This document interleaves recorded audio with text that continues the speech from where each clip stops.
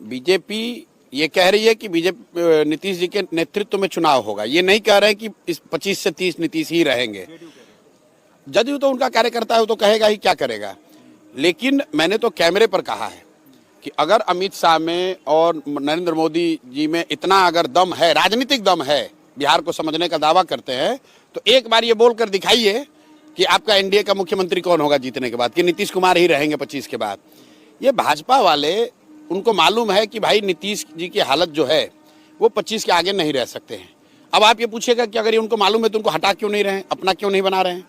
वो इसलिए कि भाजपा की बिहार में ना वो ताकत है ना तैयारी है, न उनकी ताकत है ना उनकी तैयारी है। उनको लड़ना है इनके साथ ही, तो सोच रहे हैं किसी तरह घिसट पिसट के इनके साथ मिलकर लड़ लें।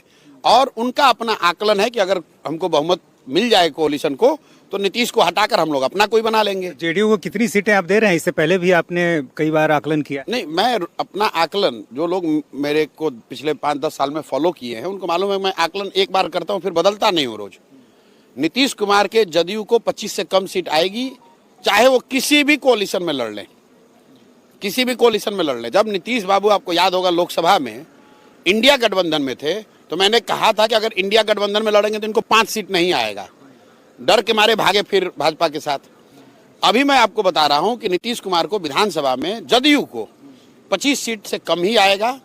और इसके साथ ही जदयू का एज ए दल मुझे लग रहा है कि खात्मा हो जाएगा। जन सुराज में अगर आप ऑब्जेक्टिवली देखेंगे तो सबसे ज्यादा अगर किसी दल के लोग आए हैं तो वो नीतीश कुमार के दल के लोग आए हैं। इसलिए कि मेरे साथ उन्होंने पहले काम भी किया हुआ है, इसलिए भी कि वो लालू जी के पार्टी में जा नहीं सकते हैं क्योंकि लालू के विरोध में ही उन्होंने राजनीति करी है। और भाजपा में वो जाना नहीं चाहते हैं क्योंकि भाजपा के साथ कोalition में रहते हुए भी अगर वो जदयू में थे तो इसका मतलब कि वो भाजपा के विचारधारा से पूरी तरह से इत्तेफाक नहीं रखते।